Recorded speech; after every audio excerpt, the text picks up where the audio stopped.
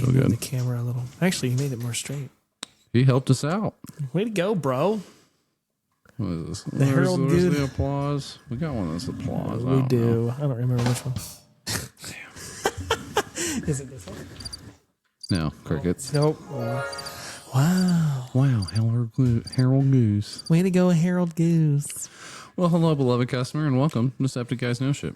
As always, I'm your little friend, the head of the tabletop, the hero of the hookah, and your chief apparitions officer and the man with no face, Ruben. To my left, we have our magnetic musician, Oh, yeah. the Klinstiermeister, the owner of the very loud Duca Sandwich banjo. Gosh, he's so loud. He is loud. And the Omega Predator, and also your frozen liberator. Yes, sir. Ethan. What up? What up, man? Dude, it's cold. It's cold as My shit out there. gosh, it's cold. Yeah. Like, holy fuck. I'm really excited that it's finally gotten cold Yeah. in the sense that it's winter now. I feel like we've had quote unquote winter for like 2 or 3 months, but it's never gotten this cold. And now that it is finally this cold, I'm like, okay. We transitioned straight to full winter. Full winter. No questions asked. It's here. We're getting our first freeze, and that's kind of nice. I'm glad that it'll get rid of most of the mosquitoes.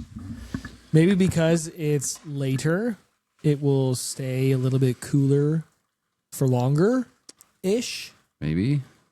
Maybe it'll keep some things more at bay, but yeah. Yeah, it could. It could. I don't know.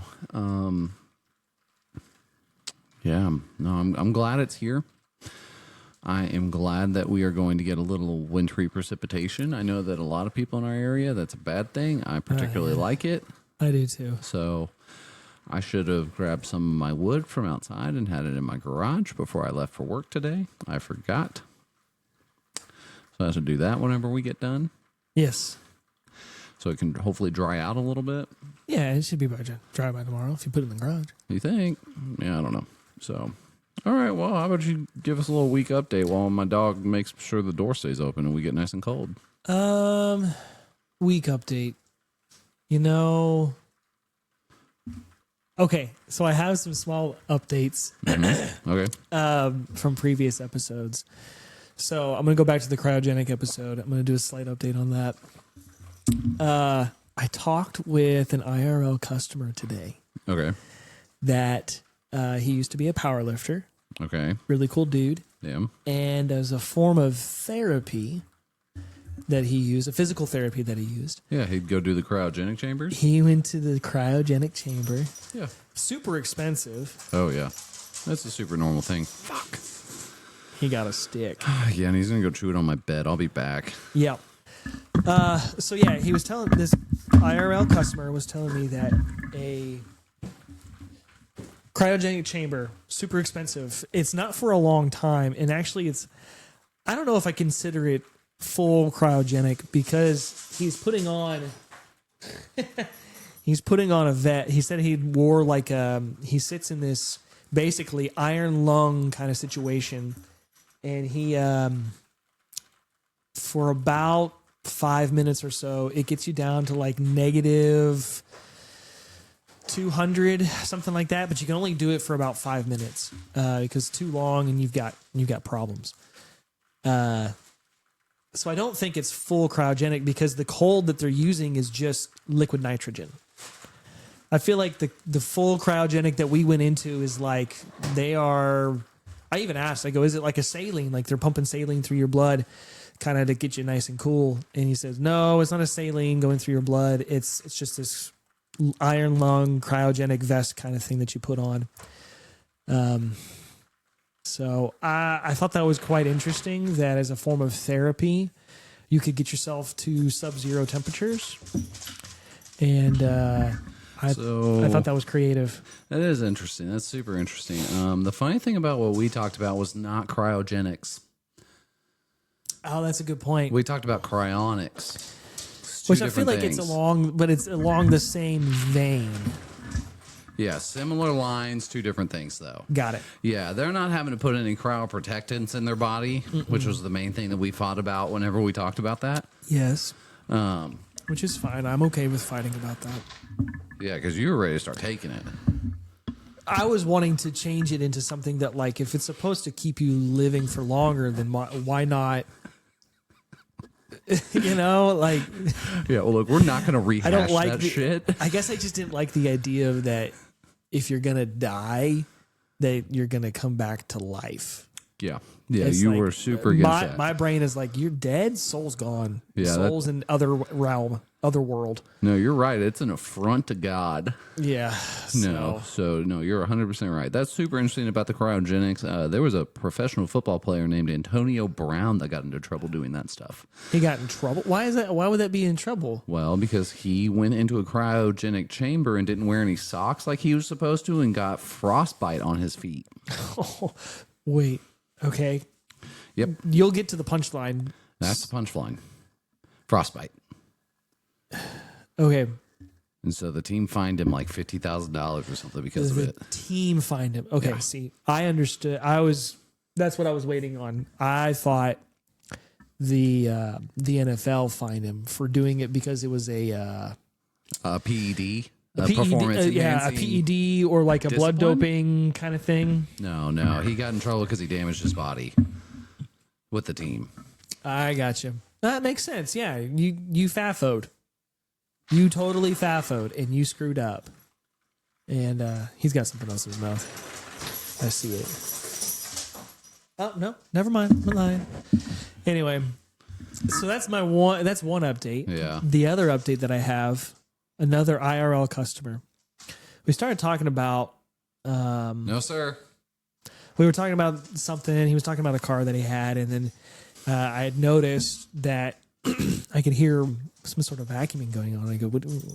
You gotta." I don't see another car on the driveway. Who's home vacuuming? He goes, "Oh no, that's my Roomba." Okay. I go, wow. Okay, cool. What's your? He starts talking about it. He goes, "Okay, look. Here's the deal.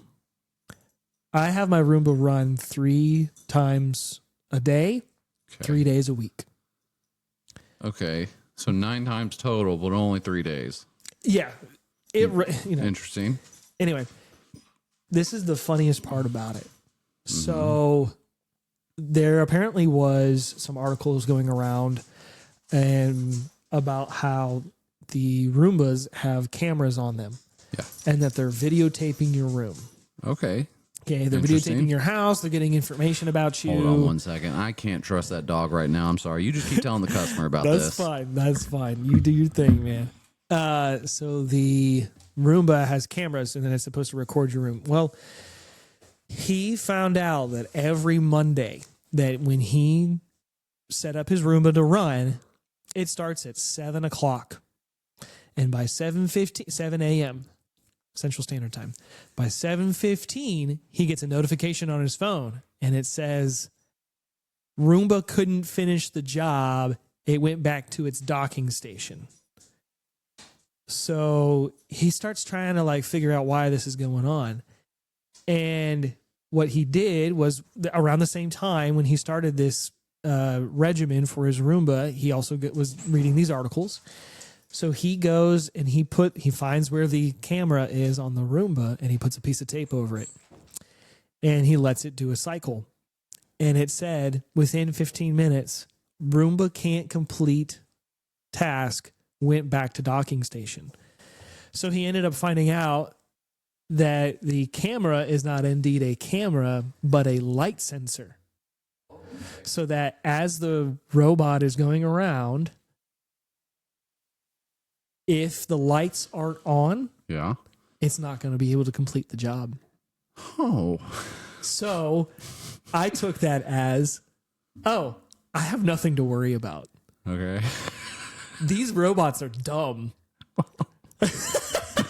I mean, they just do what they're They just do what they're programmed to do. The thing about a robot is it does exactly what it says it does. Yeah. It should be your greatest ally. That's the funny part is I hear, it's going to take jobs. Uh-huh. But in reality, we're many people, I think. This is my theory. This is my thought.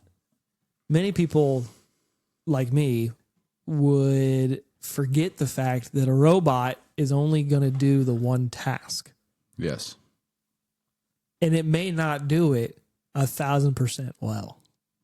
Oh no! Like yeah, a human, for sure like if a human has figured out the efficiency of how to do a certain job, the robot may not have figured out that efficiency. No, not at first. No. Now it may take some time, and it may figure out the efficiency, but That is the whole thing with AI. we will still have our jobs. Yeah, for a while. People who have jobs that are concerned about the AI taking their job.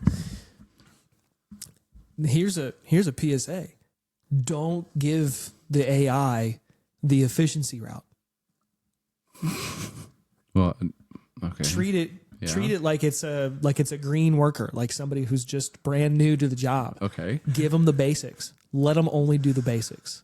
Okay. You come up with the efficiency yourself. That way you keep yourself your job. Interesting. That is an interesting take. Anyway. All right. Yeah. There you go. Still, no to PSA. clankers, but Sure. My week update is we bought some cologne. yeah. So Yeah. Smells nice. you got one more day and then it comes in, right? No. Wherever it got delivered to yesterday, it showed up. Or no, 2 days ago, it showed up yesterday. Say what? Yeah, you heard me. So they delivered it to the wrong place. I think the people who it got delivered to came and brought it to my house. That's very kind. It Shout out was. that person Shout out that person for sure. for reading the right So- address and saying, this is not right. This isn't mine. And yeah, so we got it yesterday. We have tried 1 cent on so far, and Spruce? no, I believe it was called Incense Ode, OUD. Oh, I don't know how to say that. Anyways, incense, whatever. And my beautiful sweet thing said, it smells kind of cheap. And I thought to myself, well, it is kind of cheap. But we don't like smelling cheap. So I was like, well, knock that one off the list. We got 13 more cents to try. All right. 13 more days. Well, he chewed for a little bit, but now he's looking and he's like, what other kind of bullshit can I get up to? What can I do now, Dad? Yeah. He woke up ready to rattle the cages. Oh, he's making a bed now to sleep. All right, sick. Good boy.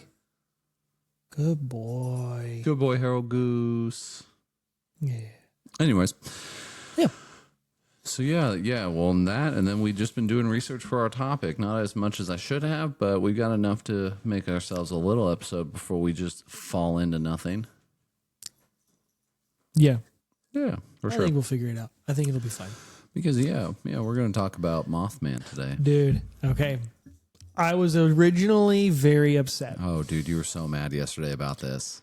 I think because the podcast that we were listening to that was help aiding in our information about Mothman. One, the first one was just terrible. Oh, yeah. And two, the second one, Well, okay. there were other things going on in said podcast that I got caught up on. Yes. So originally I was like, what? How does this link to Mothman? This is annoying. I don't get this. Yeah. My classic response. Yeah. Let me go get him a blanket so he chills out. He's Okay. about to jump off the goddamn couch. Yeah, I wonder why he's so antsy. You okay there, bud? He's uncomfortable and he really wants a blanket. He likes to be warm. Gotta do high maintenance. Welcome to Hound Life. Welcome to Hound Life.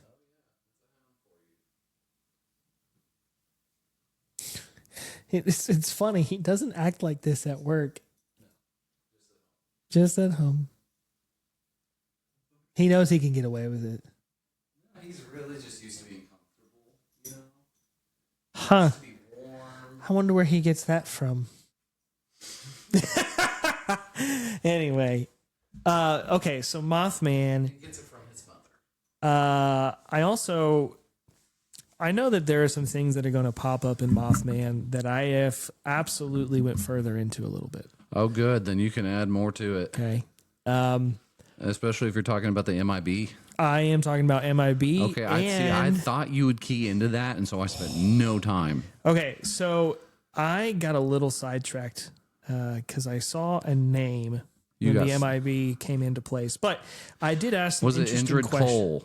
No, not Cole. The first guy, Harold Dahl. Okay. Well, we'll get there. There. How about I start laying that out, and as we hit your rabbit trails, we'll take them. Yeah, I have one question though. What is your current? Where are you going to start? We're going to start in Point Pleasant, West Virginia. Okay. It is 1966. Yep. Yeah. Well, I guess technically 1965 is when it started happening. A year prior. Yes. There were sightings. Yeah, except for I don't think the bridge falls until 67. That's correct. December 15th. So it doesn't, yeah. I mean, it starts in November 66 and ends in 67 in December. Right, but there are some things that were happening prior to that bridge that did make it tough. And made the theory and Mothman come and have its convergence. Well, yeah. Well, that happens retroactively after the bridge collapses. Right. Which I don't know much about bridges. Uh-huh. The sheer fact that a bridge made with steel and I-beams. Hold on, I'm going to get there. Suspension bridge built in 1928. Yes. The problem with the whole thing was that the bridge didn't have any regulations on it. And I think bridges in general from 66 and prior had no federal regulation on how they should be built. Yes. When they should be inspected and materials that were used. And they have a list of probably like, I'm going to guesstimate 100 different things that they have. The crazy part is that it was a sheer single I-beam. That broke. Yep. Now, you drive a 40,000 pound truck. 60,000 pound truck. When full.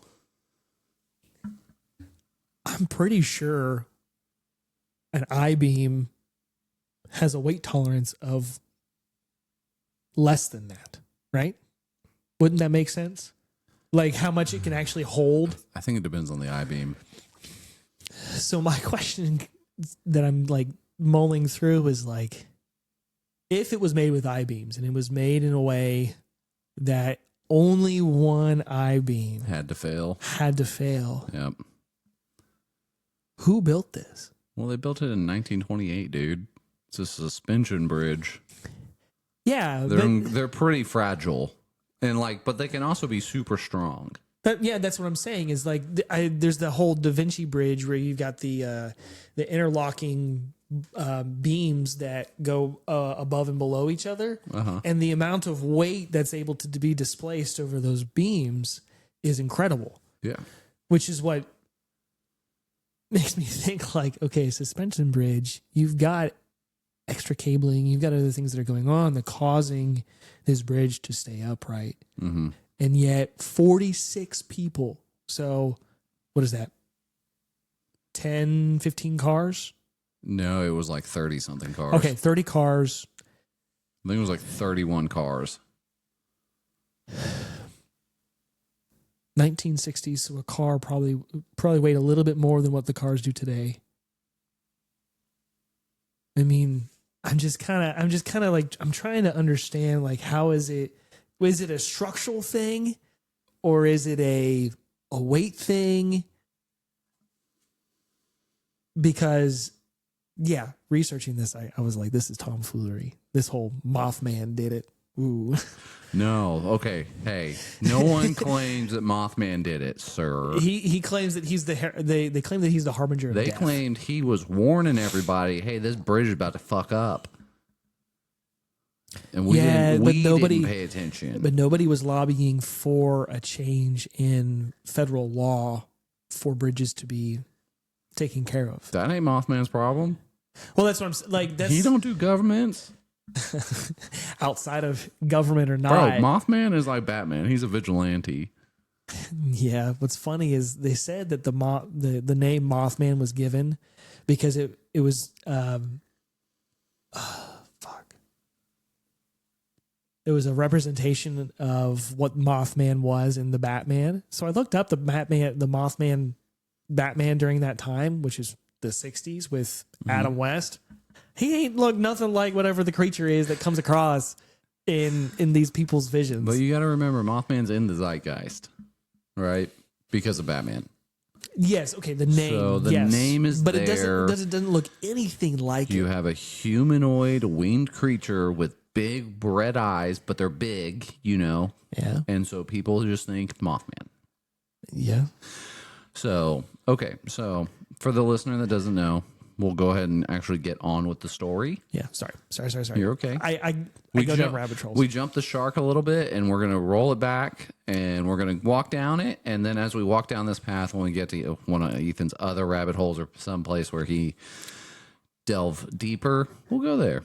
So anyways, back to the story. It's November 1966. We are in Point Pleasant, West Virginia. It's a quaint town. They at one point had a TNT manufacturer during World War II. And so people are living what, a lot of people would call an idyllic lifestyle. It's the 60s. A lot of them were traveling from Point Pleasant to the Ohio town that was across the Ohio. People travel to Ohio and back. It's right on the Ohio River. Yep. It's nice. People like it. I don't remember what the population was, but it wasn't huge. I think it was like a couple thousand. Yeah, both towns that were very close to each other via Anyways. the bridge are small, but they're like blue collar working towns. Anyways, as you would do in the 1960s, people like to go on drives. Boop. And so that's what you had to do in the town was you'd go on a drive with your honey or something. And so one night, two couples decided to go out on a drive and then drove down to the old TNT manufacturing plant. It was abandoned at this point, but it was a well-known spot that people would go look at the stars, drive around, maybe kiss a little bit. Who knows? Bing, bang, boom. And so as they drove out there, they would come across something that they had never seen before. We're talking a 7 to 10 feet tall, gray kind of man looking thing, but it had these huge piercing glowing red eyes. Yeah. They say bicycle reflector red. Yes. As you could imagine, that's a terrifying thing to see, especially whenever you're just, two sets of kids just having a good time. Yep. And so you thought you were going down there to smooch. You see a monster. And so you're scared half to death. as you do, they think, oh shit, we should get out of here. Well, as it would happen, now Mothman was perched up on the building. As they were getting ready to throw that hearse into reverse, Mothman then unfolded his wings and started chasing the car.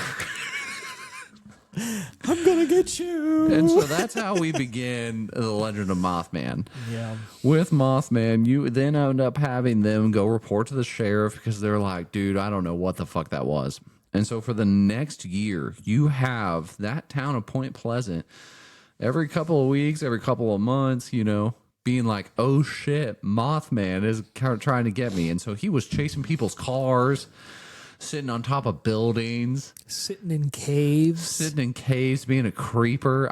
Just out, like, basically in today's language, he was just out there aura farming constantly. It's just standing there being ominous. Yep. And so as you would move forward with Mothman, it all culminated one frigid December night in December 1967, December 15th to be exact. And what happens is Mothman. So what happens is during that night, during rush hour traffic, the Silver Bridge over the Ohio River collapsed. It was a suspension bridge. Go.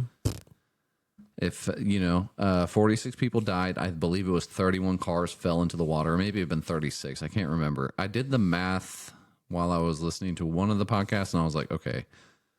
So most of the cars had like one occupant. Yeah. That's how it turned out. Anyways, at least the people that died. And so then afterwards, though, people claimed that they had seen Mothman on the bridge a couple days ahead of time. Yep. By this point, so, I mean, this is all over the Ohio River Valley newspapers, what have you. People talking about Mothman. Seeing Mothman. This is a bit of a spooky area of the country, just in general. They mention a lot of different things, like Sam Squanch and Dogman and all that. Yep. Well, as you would have it, these people then retroactively said Mothman was trying to warn us. Yep. So, about something. They don't know specifically what. There's theories that it's about the bridge collapsing, but then there's also theories about the fact that Mothman, because he got put into the zeitgeist, he got put into the media to recognize what happened. There's not a real complete statement of what he was trying to let people know. Or what he was doing, really. He just seemed like he was just aura farming. Anyways, from that point forward, about 8 years later, a man named John Keeley writes a book called The Mothman Prophecies. Yep. This book would then get adapted into a movie starring Richard Gere. Uh-huh. And so in 1975, also, though, whenever that happens, in 1975, we get introduced to two other concepts of this story. Yep. Indrid Cold and the Men in Black. Yes. Now, as far as I'm aware, this is the first time that we see the Men in Black get introduced into the public sphere. I believe so. John Keeley is the one who popularized this idea. So we'll start with the Men in Black. Basically, what the Men in Black were was people continued to talk about Mothman for years later. Well, as it would happen, then all of a sudden people started clamming up a little bit, and no one was really sure why. And apparently what was happening, these people claimed that they were visited by government officials wearing black suits and black hats, driving black Cadillacs, and that they were told that they needed to shut up. And so that's what the Men in Black were there to do. And so then John Keeley popularized the idea that maybe Mothman is a bit of a cover-up by the government. Okay, I have a point to add to the first sighting of Men in Black. Sure. So the publication, the Athens Messenger, which is a Point Pleasant magazine newspaper, had a writer during the time of the Silver Bridge collapse. Her name is Mary Hyre, Hyre. Hyre. She was the first journalist to take the Mothman sighting seriously. So she's the one who really pushed the media of this is what happened. This is the things that have been going on. This thing is out there. And because of this, she became a target for what many believe were the Men in Black at the beginning, the first time. In early 1967, a man walked into Mary's office. She described him as a very short, with an unnaturally dark complexion and thick black hair cut in a bowl style. Probably wearing a certain hat called the pompadour. Not the pompadour. The other. It starts with an H. The herringbow. The pompadour. Something. Hold on. You're right. The pompadour. That had to be it. Yeah, no. Also, I think they typically describe these Men in Black as having being a bit Oriental, which feels wrong to say now. No, you're not wrong. Where's the hat? What was it called? Hey, don't worry about the hat. It's fine. Just move on. It's important because it's not. It's different. It's a different type of hat. Man. Okay, well, find your hat then. Oh well, I can't remember. It's all right. They're Orientals. Anyway, she got the encounter that she had with him. He was like fascinated by a pen. Regular clicky ballpoint pen. He just clicking it away, huh? Well, he looked at it. He goes, "Oh my gosh, this pen! Never seen this before." And then he laughed loudly, tucked the pen into his pocket, and ran out of the building. Seems like something you would do. All it says is that he stared at it with wide-eyed amazement. Huh. All right. Like, and so that's the first contact with the Men in Black. Right? Okay. Well, there is another first sighting, but it's not Mary. Okay. The actual first sighting is in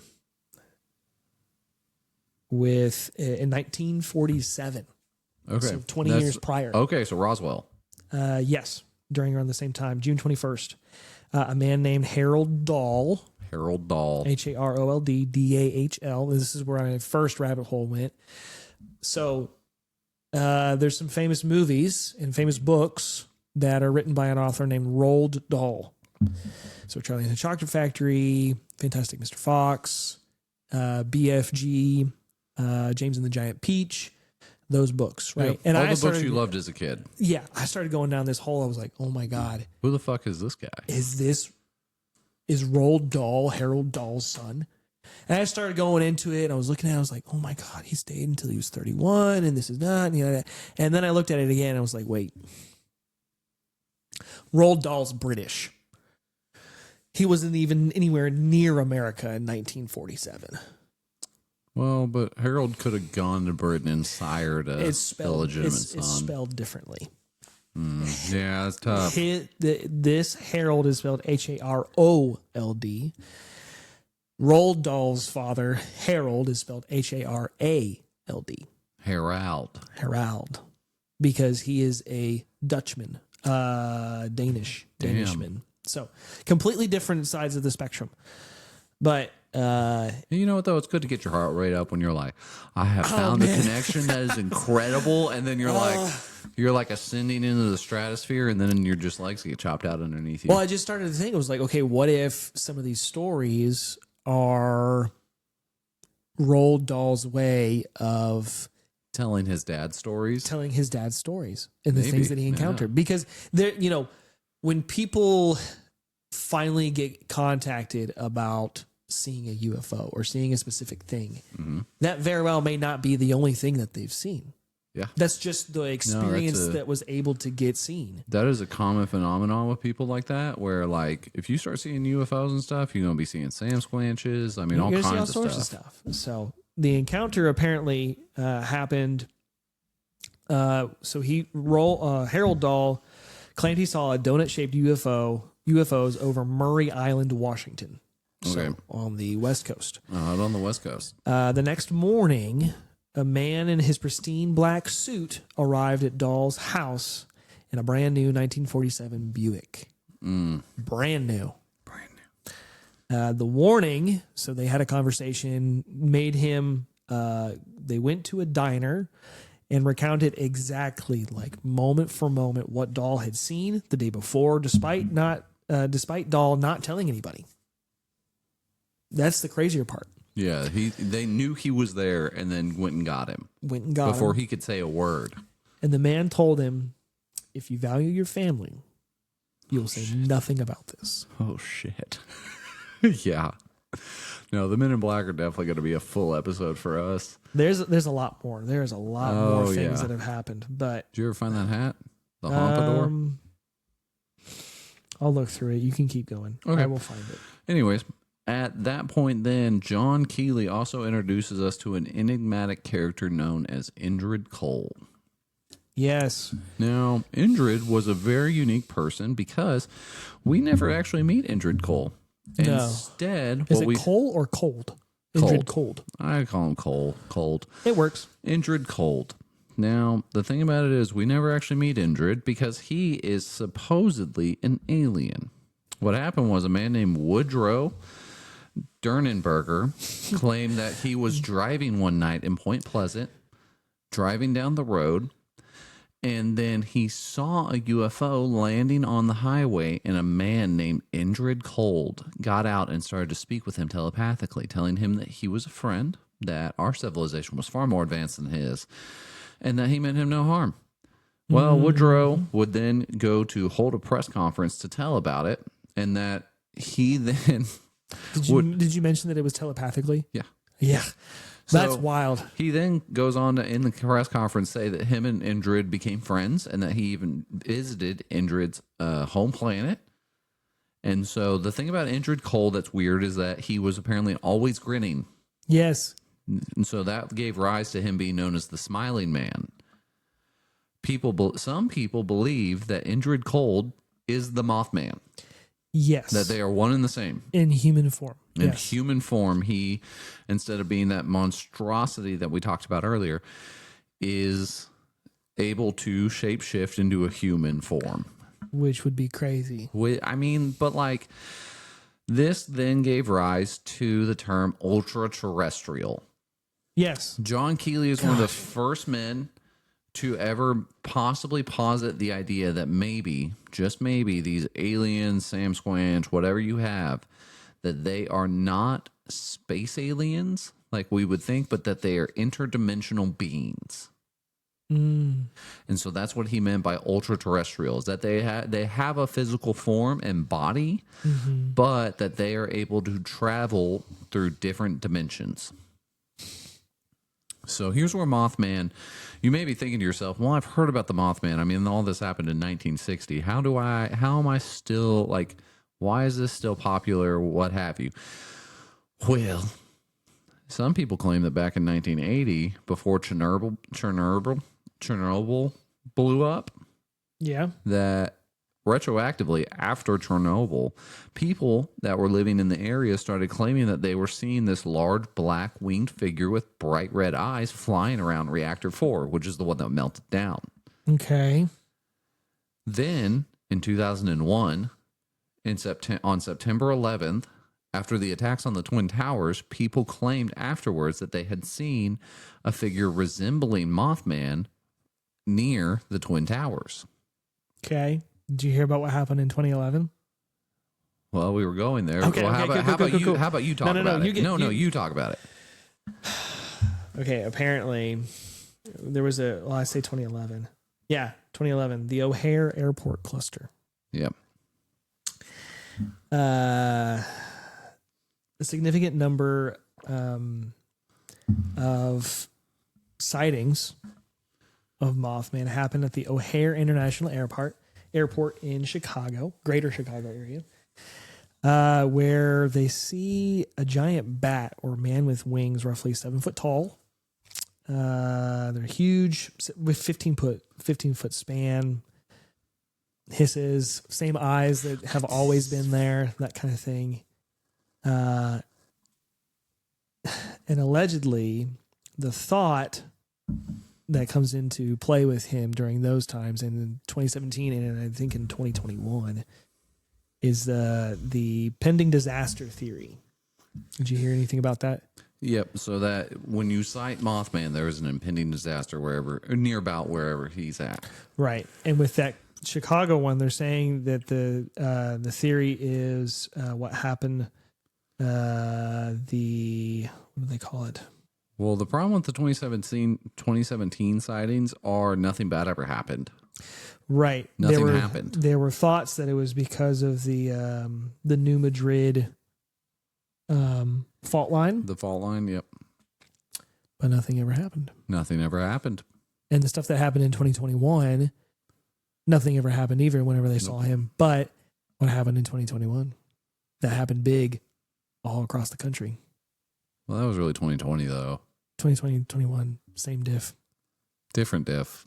It's the same thing. Mothman's supposed to show up before it happens. He should have been there in 2019. He may have showed up in 2020. I mean, he showed up in 2017. In Chicago. So? Yeah, he might have been just telling us that Walmart's about to shut down there. That's a good point. Anyways. Yeah, so that's Mothman. I promised that we would do an episode on him. And so, yeah, we're going to take a break a little early, and we'll be right back. If you've ever noticed why we take a break, it's because one day maybe we'll have sponsors, and we'll put that stuff in here. We'll put that there. Maybe. I don't know. God, I wish there was a way to pause this, but there's not. No pause. Bye-bye. And we're back. Welcome back. So there were a couple of points that we left off, and we're going to hop back into those. So first off, we're going to go back to 1967 with John Keel. One of the things that I forgot to mention was that during 1967, John Keel started receiving phone calls. This is what actually began as the genesis for his book about this particular area of West Virginia, in the time that he calls the time of high strangeness. And so in 1967, John Keel started receiving cryptic phone calls from an entity calling itself Paul or J. I'm not going to spell either of those because I don't like that. That already makes me feel a little ooky. And these messages predicted world events and eventually warned of a great disaster on the Ohio River, though the details were intentionally misleading. So John Keel is getting these phone calls and it's telling him all this stuff. And then when it all played out, he realized it lied to him the whole fucking time. And he was like, what the fuck? Which does make you think, like, well, because also, like, after the bridge collapses, the phone calls, all of it stop. Everything, all of this stuff just stops. Yeah, it goes dead silent. It goes dead silent. And so it was, like, super weird. And he's like, what the fuck? And, like, also, like, in hindsight, he's like, it lied to me the whole time. Like, I don't understand. Like, what was even the point? Yeah. Because it's like, information. he wasn't digging around either. He was just like... I believe that he was a writer of some sort, and it like he was a protege underneath Hare. Yeah, and so Hire, excuse me. Yeah, he gets called up, and this thing is like just fucking with him, just for fun. Which I'm like, damn, Mothman, why you got to be that way? Well, it's like I guess if you're gonna throw somebody off of the scent, to like confuse them is the best way. I guess, give but them like conflicting information, so they're just running around in circles. But I mean, it's 1960. Like, how much on the scent were we? Dude, back then you could kill a guy, and as long as no one saw you, you got away with it. Yeah. I mean, like, literally. And then even sometimes the guy could be like, I saw that man shoot that man in the face. And then you could be like, I wasn't there. And they go, yeah, he's good. There's a little less details. Well, I mean, we just didn't have DNA, didn't have the DNA. and all that wasn't a thing yet. They didn't know how to fix a horse's bones. It's okay. Dude, we still don't know how to fix a horse's bones. We've tried. We have tried. Yeah. So what? Okay. So nowadays, though, you might be wondering to yourself, what's happening in Point Pleasant, West Virginia? Is that town dead?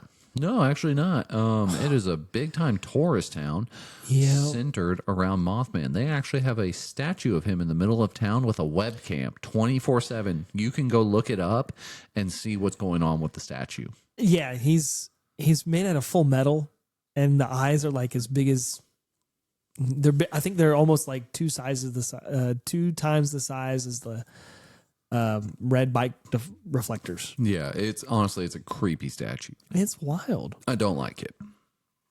I don't either. I thought it was unique in that it made me think of some other things that I had seen. I listen to a lot of psychedelic rock, and so there's definitely some influences of the psychedelics that certain artists have. I am not one of them. And there's an Australian. There's look. No, you just need to mention them. Yeah, it's King Giz. Anyway, yeah. There's a song that they have called "Big Lizard, Fig." Lizard, Lizard, you're a wizard, you're a wizard, you're a wizard. Do you know Lizard, about the wizard? Do you know about the fig wasp? Yeah, that they do their fig shit, and right. That makes new wasps. Yeah, I know. We had a coworker that every time I ate a fig in front of him, he'd be like, "Hey, it's got a fig wasp. There might be a wasp in there. They lay their eggs in the figs." But what's funny is that the fig wasp face looks like Mothman. Well, yeah, he's a moth and a man, so he would have some insectoid kind of stuff. But that's kind of cool. Like, why call him Mothman? Just call him Wasp Guy. Well, it's tough. It's tough. I mean, it's nighttime. I don't think wasps fly a lot at night. I think that they rely on the day. It's like a Roomba. Yeah. It's got them light sensors in it. So, yeah, I mean, hey, look, I learned a really valuable lesson about Roombas today. Apparently, you can't run them at night. You can't, yeah. If you have the lights off, it's not going to work. Which seems so dumb.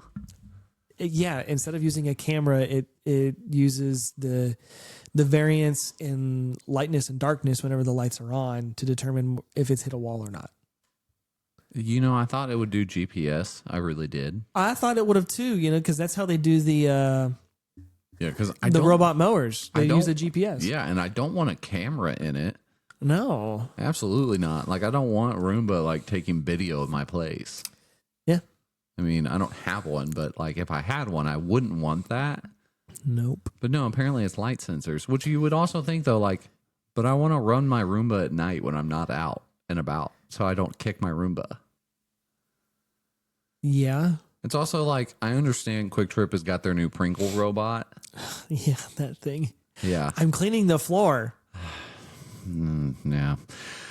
But, like, I don't understand, like, I understand, like, they have to clean the floors multiple times a day because so many people come in and out.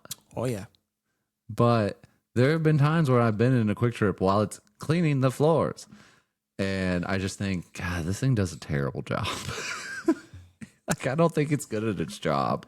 No, not at all. I mean, I was standing in front of it. I was in a Quick Trip today. Yeah. I stood in front of it. Did you kick it? I wanted to, but I also wanted to see what it would do. Yeah. I was getting something out of the roller, the heater rollers or whatever. You getting a roller dog? I was getting a roller dog. Hell yeah, dude. And shout out to the shaman of the gas station. He's Yeah. not going to watch this, which sucks, but hey, you know what? If you do watch this, go ahead and leave us an actual comment. the fire emoji. Yeah. Yeah, Tony, I'm talking to you, not you, If you've Michelle. gotten this far in the episode, please put a fire emoji. Yeah, not you, Michelle. I just wanted to see what it would do, and it actually went around me. So I will say that one probably has an actual camera. Or some kind of sonar kind of thing, right? Yeah, it's Yeah. probably an easy internet best friend search. And Yeah, we don't need to talk about Pringles. no, but So yeah, my thing on Mothman that I found. I told you before we started recording that I found the Mothman research hilarious. Yes, you thought it was funny. And I think what made it hilarious for me. Yeah. Go ahead. No, so yeah, every year in Point Pleasant, West Virginia, in the summer, they have a full Mothman festival. So if you're like, damn, I get down on Mothman, go to Point Pleasant, West Virginia. It's a big thing. Like, they actually need him to be real because that town can't survive without the tourism. True. We're talking like yearly, like 20,000 people a year show up to Point Pleasant for the festival. Yeah. Yeah. Anyways. I don't know what that town is necessarily known for outside of Mothman, No, like what that's they it. produce. That's what it put it on the map. Mothman. See, that makes me wonder, like, is it just a bit? Do you think it's a full hoax? I think there's a part, there portions of my brain are like, yeah, it's a hoax. Well, of course. It's a way to get money. You need it to be a hoax. I want it to be a hoax. Yeah, you need it to be. Otherwise, you're joining a cult. That's My understanding of these things is, what's the word? I love when my parents text me from our work phone, not their phones. I don't know what to say about that. It's annoying. Is it life related or work related? Life related. Oh, They don't know what phone they have in their hand. yeah. I was gonna say I know what happened. They forgot what phone was in their hand. Maybe. Yeah, my mother. Love you, Mom. I love you, mother. But please learn how to know which phone is in your hand. When we were discussing this the other day, my statement was, if I allow myself the diagonal, right? If I allow myself to believe in things that are considered supernatural or even slightly a hoax, and that it's believable of a hoax, then my logical conclusion would be it's believable to join a cult. Because nothing is real. Because nothing is real. And so if someone can provide me with something that feels real, I'll do it. I'm Right. a join. That's exactly I'm it. in. And I think many people should be aware of that. That if you can be deceived. Everybody can be deceived. Oh, yeah, for sure. I think that's a reality. Well, I think that's where the whole thing with Mothman and Point Pleasant, and that for that town to stay alive, yeah, it absolutely needs to have Mothman. It makes sense. Yeah. Because it's the only way for them to survive and to have money and to make people live there and whatnot. But Well, now they can make AI Mothman. oh, Jesus. Why would you do that? Why not?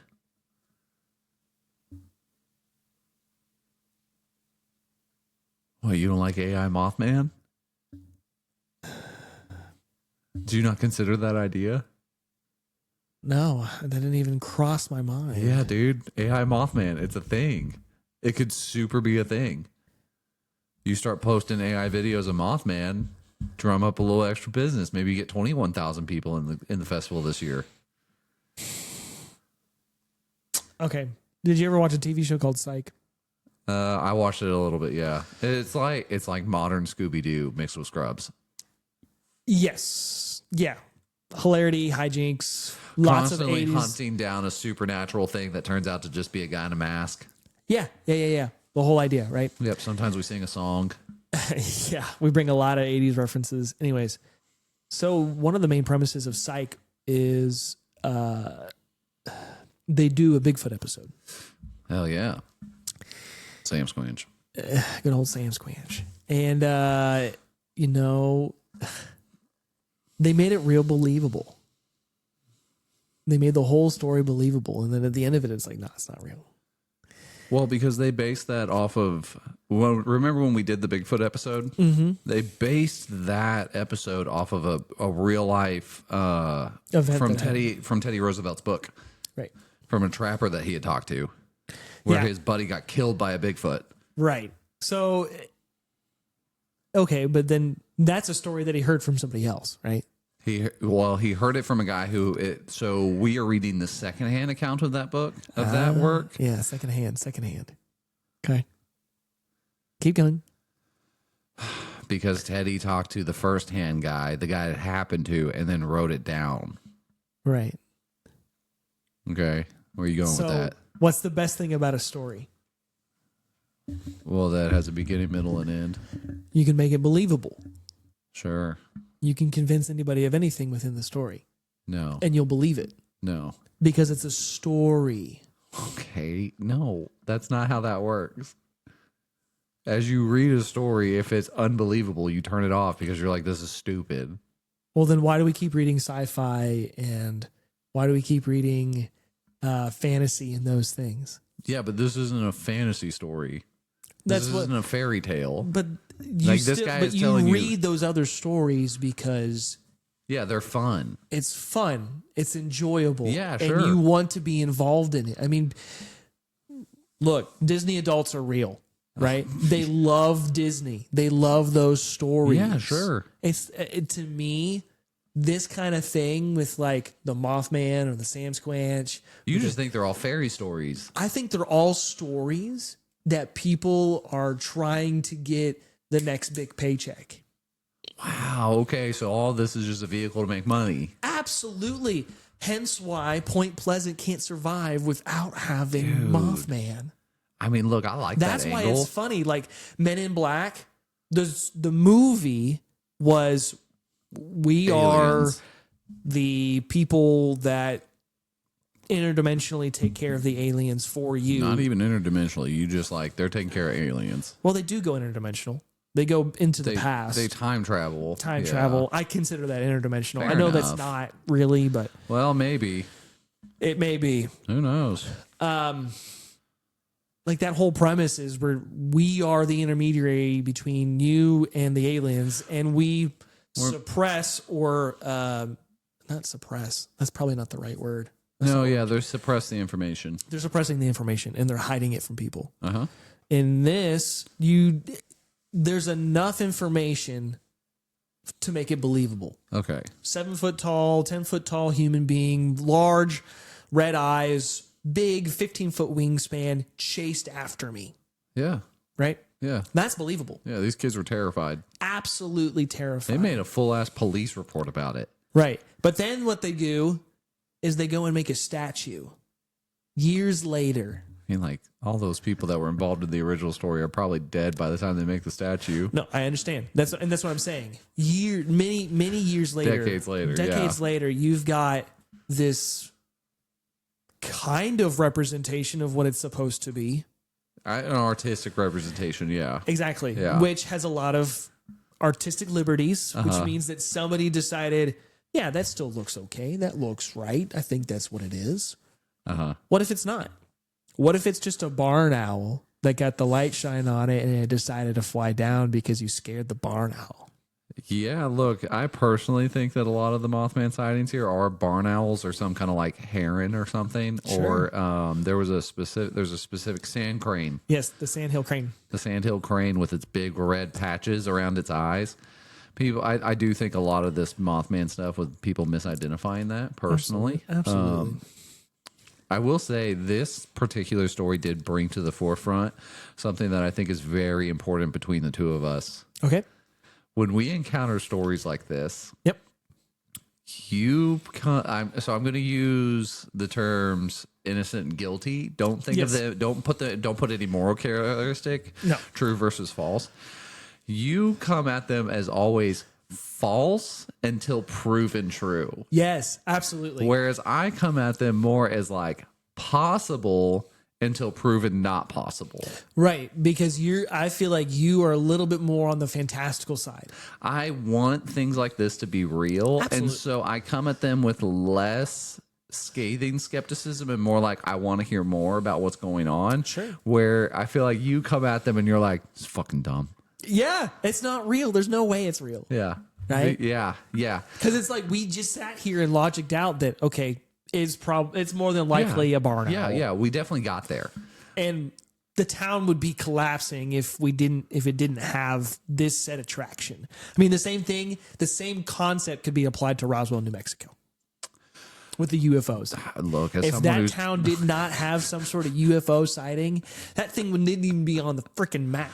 dude, I've been to Roswell. It's not really on the map now. That's the whole. See, It's buns. it's gone.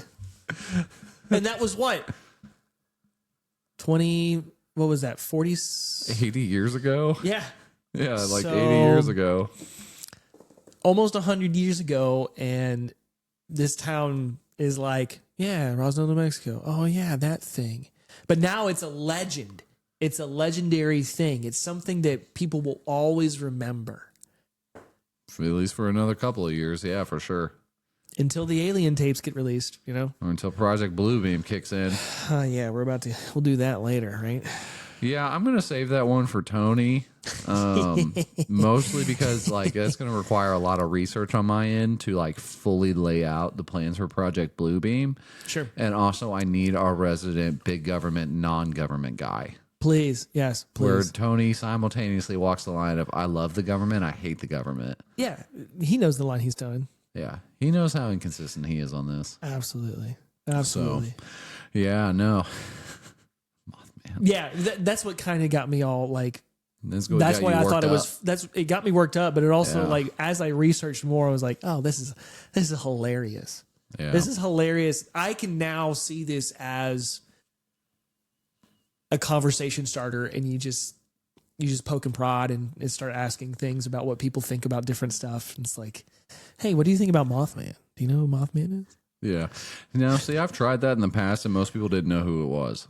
That's fine. Like, But whenever, you've laid the seed. whenever I put it out for you the first time that we talked about doing this episode, you had no idea. Nope. I knew nothing about it. Yeah. I'd never heard of Mothman before. Yeah. Nor So- Dogman. Oh yeah, that one's gonna be so Dogman, and we'll probably have to do a redo on the Bigfoot episode now that I have found some new resources for some of that stuff. There's a lot more to Sam Squanch than I realized. Good There's a- stuff, bad stuff. There's a lot more going on with Sam Squanch than I realized. Like we talking MIB kind of stuff? Yeah, Oh. yeah, we're talking. People believe that Sam Squanch like popping through portals and stuff. So he's interdimensional. Yeah, then Sam Squanch is an interdimensional being, possibly Nephilim stuff. Okay. So I guess you could say it's believable until proven guilty. yeah, you Proven could. false. I mean, you're believable until proven false. yeah, yeah. You're. Oh, I mean, you're coming at it from false until proven correct. Right. I And the know, only but that's way why we're I proving- said it that way because it's Dude, funny. the only way we're proving a Sam Squanch to you is if I killed one and dropped it on your doorstep. But see, that's the thing. Like that's what I was saying the other day. Is like if they were the other caveat to me believing these things is that I go on the opposite side and say, okay, it is believable. This very well could be a thing. Let's go find it. Yeah, people are trying. Let's go capture it. Either capture or to said hold on to thing, you have to kill it. Yeah. Which would suck. Yeah. You can't get any more information out of it. Hard I to understand that. But it's like a bounty. A bounty's on its head. Dead or alive. Dead or alive. Yeah. Hopefully well, you'd want it alive. Well, the problem with Sam's Planch, though, is if it can pop through portals, then you can't really take them alive. Yeah, you'd have to figure out a way to interdimensionally capture somebody. Yeah, as far as I'm aware, we don't have those capabilities. At least, no. In the general public, we don't. Maybe the government does. Yeah, I don't know. But yeah, you know, I mean, that's Project Warp Drive or whatever it was. Project Looking Glass. They were the ones working on interdimensional travel and stuff. You know, I'm thinking about it. I'm going back to my statement of how I think that because Mothman is a story. Yeah. In my understanding, and that it's the only thing that's keeping that town alive. Mm-hmm. Other towns, other cities, other states that have towns that are like this, what keeps them alive? I'm going big here to start. Colleges. Sure. Yeah. Colleges or manufacturing plants, those kinds of things. Right. Sports teams. Yeah. Yeah. Those are mostly centered in metropolitan areas. Right. Where you don't, I mean, like, we're not going to see a major metropolitan area die off. But if we didn't have sports teams, let's just go with easy. If they didn't have NFL. Okay. Sure. LA still LA. Yeah. But that has LA has a completely different lore. There's music that's derived from LA. There's tacos. There's tacos. There's a specific valley in California where a recording studio is at that Beach Boys, Mamas and Papas, that era of music recorded in. I thought it was called the Canyon. Or the Canyon. Yeah. Same idea. Vanyon. Yeah, that's the Valley. Vanyon. That's Valley. Like people claim that's what really, outside of California's gold, that's what really has kept the lore of California being California. Maybe. Is that music that was there that 50s, 60s really got big. Mm-hmm. But even like in our state, the 3 major metropolitan areas, it's mainly 2, but 2 or 3. There's like 4. Well, 4. Yeah, but the 2 4. biggest ones have major sports teams. Well, yeah. And if they weren't major sports teams, would they be as big as they are? Yeah. That's why the sports teams are there. One's a port, but the one north of it isn't. What's so good about up north here? Well, I mean, that's where a lot of like oil money and cattle money and stuff got centered. Around DFW? Yeah. But I thought all the oil was north of that. I thought all the oil was north and west. Yeah, but all the money came back to Dallas. So people liked living in Dallas. And then all the cattle was in Fort Worth. I'm just curious. I'm just trying to. No, okay. I understand the premise that you're going with here. Yeah, I think that you don't know what else is there. I think you just chose a bad example here because that's the problem with sports teams is that they only put them in already like huge places. Right. And I was trying to like, okay, if the sports team isn't there, sure. That's fine. Maybe there's a little bit less. Shrink? What would cause that major city to shrink? Yeah, see, that's the problem with a lot of our cities now. Like, there's just not a lot of things that can force them to shrink. Like, when you have, like, one of these big spots. Like, so, but you could take, like, Mobile, Alabama. Okay. That's capital Alabama. Famous. It's dying. Oh. Yeah. Really? But, yeah, but you got to understand, the population in Alabama was never what Texas or California or any of these other places were to begin with. Already small. So it's already smaller. Southern. It's southern, and so the thing about it is when the jobs move away, manufacturing, Jobs or the workforce. jobs. Really? When jobs move away, the population dies because people just can't live there anymore. Was Mobile a Ford town? I don't think so. I don't know a ton about this. I just know Mobile is dying. Interesting. It'd be interesting if it was a Ford town, like Chicago or Detroit. I don't think a ton of manufacturing was happening in Mobile, but that's how it works. Is that when industries start to move away and those kinds of things, those towns, those even major cities can die. Yeah. But we'll never see DFW, LA, New York, any of these places, or Seattle, or any of that, Houston. We'll never see them pass away. Yeah, because all the other there's a catastrophe. Right. Right. But the main thing that would have to happen to Houston that would really have to suck is the port. The port south of it would have to stop. Yeah, the port would have to shut down, and then all the Houston rappers would have to, if they started a full gang war. Mm-hmm. But I don't think they're all part of gangs anyways. I don't know. I'm not in that scene. I'll probably pull that portion out and say, yep, that's going to be clipped right off and get rid of that. Anyways. I think it's fine. I'm going to pull it out. You don't know. I'm going to pull it out. That's what she said.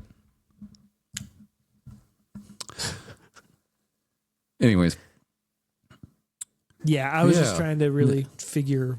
Yeah, so take it from your local septic guys. Take it from your local septic guys. Mothman, probably an owl. More than likely. Or a sand crane. Sometimes birds are a lot bigger than we think they are. It very well could be an alien, though. It could be an interdimensional being. I will not venture any guesses on that, but it could be an interdimensional being, but probably an alien. The main thing that people point to with Mothman is the precognition stuff, seeing the future. That he's warning of these impending dooms. So maybe he's more like the cosmic owl. He maybe is the cosmic owl, but the idea is that he can see the future. And he's and he is a harbinger of doom. I don't know if he's necessarily trying to warn us, but he is saying, I am coming before the doom hits. Yeah, and every time... No, never mind. I'm misremembering something. Mismurmuring it. Mm-hmm. So, has anybody tried to approach said Mothman? From what I understand, it's a terrifying experience to run into him. And then there's also this whole thing about the curse of the Mothman. That's not fun. So, which is, we're just going to not even broach that topic. Really, we're just going to mention that it exists, and then say Ruben watched one paranormal TV show about it like 3 years ago, and he thought it was dumb. So it's not real. It doesn't have any weight. I don't think so. I'll be honest with you with that episode. I just thought it was more just demons having a good time using the name of Mothman. I didn't think that it had anything really to do with Mothman. Oh, did they go?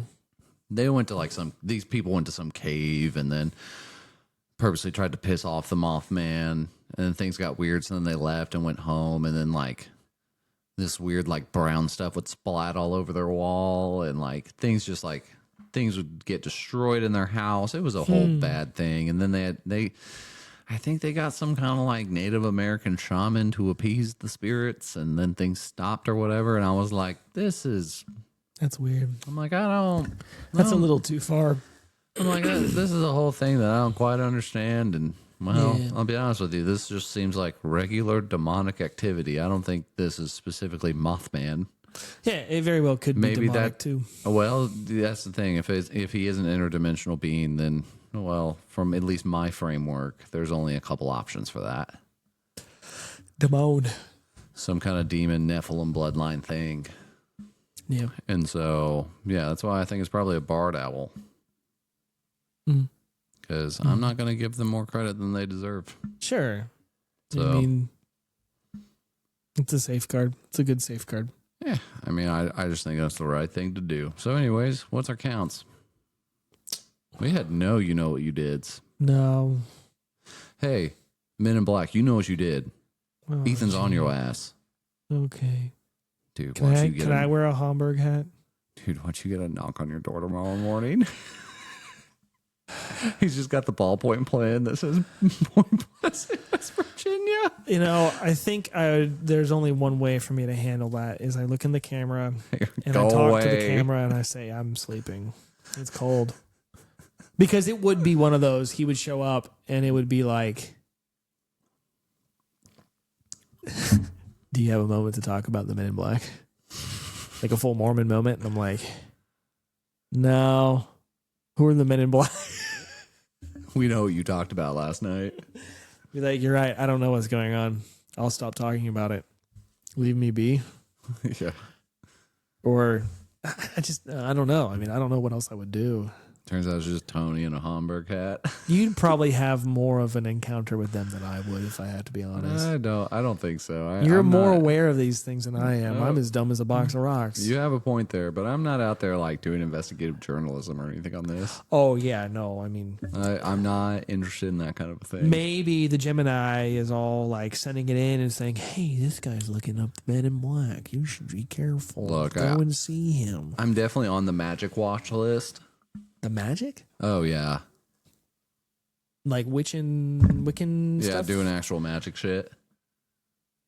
Me and Secret Agent Blam got into a little conversation and we started looking up stuff and he was like, yeah, you know, the book 6 and 7 Moses, where Moses wrote down all the Egyptian magics. And I was like, yeah. He goes, yeah, you can't buy it in the U.S. It's illegal. I was like, no, you can. You can buy it. And he was like, ain't no way. So I looked it up. I was like, see, you can buy it on Amazon. You could have it here today. He was like, oh, hell, they must change that. Anyways, and so I was like, and I looked and I went, damn it, I'm on a watch list now, aren't I? He goes, yep. Yeah, whatever. So if I am on a watch list, if that is the thing, then it's magic, you know. Let's see, what would be the whole purpose of having a watch list? Like if that's the case, if the whole purpose is to just suppress the truth, then go all out. Just remove it from the zeitgeist. Remove it from the opportunity to be in anybody's brains. I mean, apparently humans have the opportunity to be a little bit more interdimensional than others. So then just remove it. So suppress our power and get rid of it. You know, why are we playing games? That's a whole different conversation for a whole different time. Anyways, no boom boom. There's no boom boom. There's not really accounts other than one count of Olipop. One count of Harold doll. No, Not 3 counts of Harold. 3 counts of Harold. My Harold and 2 other Harolds. Right. Not a sponsor yet. That's true. That's true. Olipop's great. We did not get a promise from our shaman of the gas station, so I'm going to make a promise for him. Please like and subscribe to the Twitter and our YouTube. If you don't, Tony is going to use one of those honey pack pills or whatever the hell they are, rhino pills, as a suppository. Ouch. That's a big one. Yeah, go ahead and leave the rhino emoji if you made it this far, Tony. You know, if you've experienced Mothman or something adjacent, leave us a comment. You saw Sam Squanch or something around the same thing, yeah, say something. Hell yeah, leave us a comment. We'd love to talk to you, maybe. I'd love to read the comments on it. Yeah, we'll get back to you in the comments, and if your story's good enough, maybe we'll get you on the pod. That'd be great. That'd be fun. I'd like to hear the experience. Hell yeah.